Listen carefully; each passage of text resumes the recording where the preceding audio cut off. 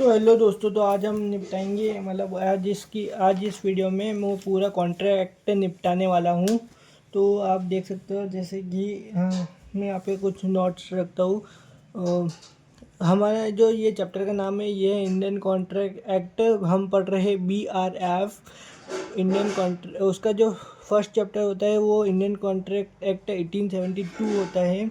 उसके बाद में देखते हैं कि इसमें कुछ जनरल इन्फॉर्मेशन देख लेते हैं। सबसे पहले जो ये वाले जो चैप्टर है, इसके अंदर टोटल 266 सेक्शन थे, जिसमें से अभी टोटल 189 सेक्शन बचे हैं, क्योंकि दो दो दो सेक्शंस रिपील्ड हो चुके हैं। जैसे कि यहाँ पे देख सकते हो, सेक्शन 76 टू 123 तक सेल्स ऑफ गुड्स एक्ट होता है, वो रिपील्ड हो चुका है। और पार्टनरशिप एक्ट भी रिपील हो चुका है। मैं पहले पूरी बात समझा दे रही हूँ। हमारा इंडियन कॉन्ट्रैक्ट एक्ट के अंदर सेक्शन 1 to 75 जनरल प्रोविज़न होता है। उसके बाद में सेक्शन 76 से 123 तक सेल्स ऑफ गुड्स एक्ट होता है, जो कि हमारे पास अभी नहीं है, ये रिपील्ड हो चुका है, रिपील्ड। वो जो और अभी 124 से 147 तक इंडेमनिटी और गारंटी वाला है पोर्शन है, और हमको पढ़ना है। और 148 से 181, ये 181 है, वो वहाँ पे आता है बेलमेंट एंड प्लेज। और 182 से 238 तक हमका एजेंसी आता है सेक्शन।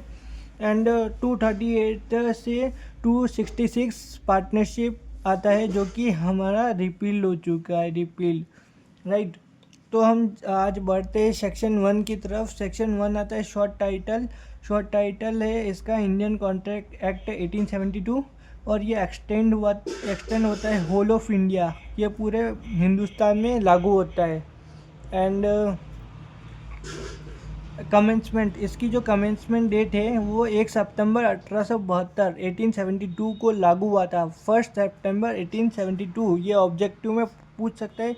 ये तीनों चीज़ें मोस्ट इम्पोर्टेंट है, राइट। ये सेक्शन 1 के अंडर में आता है। सेक्शन 2 आता है डेफिनीशन, पूरी डेफिनीशन दी गई है, लेकिन टेंशन मत लीजिए, मैं यहाँ पे पूरे फुल्ली ऑन चार्ट के माध्यम से समझाने वाला हूँ। प्रपोजल क्या होता है? प्रपोजल और एक ऑफ़र रहता है। ये जो टर्म है वो इंग्लिश लॉ में डिफाइंड है, ऑफ़र। तो हम यहाँ पे हिंदी लॉ में इसको प्रपोजल कहते हैं। प्रपोजल देखते हैं। एक्चुअली ये जो प्रपोजल होता है, ये होता है क्या है, ये एक व्यक्ति है और ये भी एक व्यक्ति है। और ये जो पहला व्यक्ति है, ये दूसरे व्यक्ति को अपनी बात रखता है कुछ करने के लिए। इसको ये कुछ कहता है कि कुछ करने के लिए और कुछ ना करने के लिए, टू डू समथिंग और टू एब्सटेन फ्रॉम डूइंग। ये पॉजिटिव भी हो सकता है, नेगेटिव भी हो सकता है। ये प्रपोजल होता है। Proposal means to do something और to abstain from doing anything. ये जो व्यक्ति है, इस व्यक्ति को कहता है मैं तेरे को 25 लाख रुपए देता हूँ, तू मेरे को कार बेच दे तेरी। तो ये मान जाता है, और इसको कार देना पड़ेगा और इसको 25 लाख रुपए देने पड़ेंगे इसको। तो ये होता है प्रपोजल जब इसने इसको दिया, इसने कुछ कहा, तो ये आ जाता है प्रपोजल जब एक्सेप्ट हो जाता है, to obtain assent from another person.